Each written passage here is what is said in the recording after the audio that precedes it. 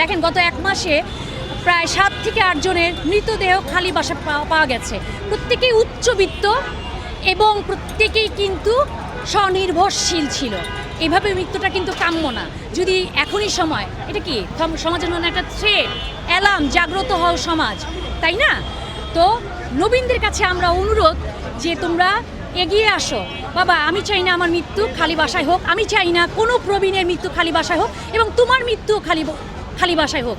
এর জন্য বলবো, নবীন এগিয়ে আসো, প্রবীণের পাশে দাঁড়াও।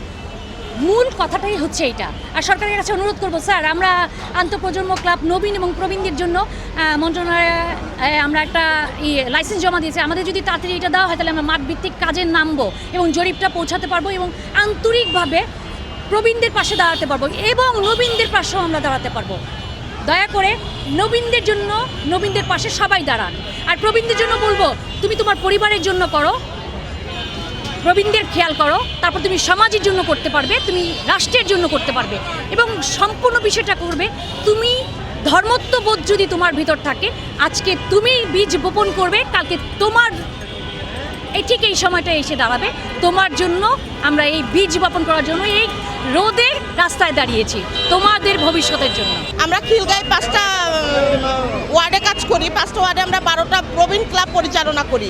আমরা আন্তঃপ্রজন্মের সম্পর্ক নিয়ে কাজ করি, যাতে আন্তঃপ্রজন্মের সম্পর্ক বলতে নবীন প্রবীণদের সাথে যে একটা আত্মিক সম্পর্ক, যেটা এখন আর বহাল নাই।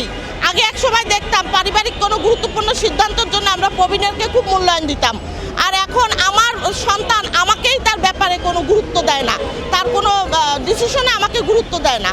অতএব আমরা চাই আমাদের এই বিশেষ দিবসগুলোয় যেন শুধু সীমাবদ্ধ না থেকে আমরা বছরের প্রত্যেকটা দিনই যেন আমরা প্রবীণদের নিয়ে কথা বলি, প্রবীণদেরকে সম্মান করি এবং আমাদের যার যার পরিবার থেকে, আমাদের সন্তান থেকে এবং আমরা নিজেরা যখন সম্মান করব, প্রবীণকে গুরুত্ব দিব, তখন আমাদের সন্তানরাও আমাদের দেখা দেখি গুরুত্ব দিতে শিখবে।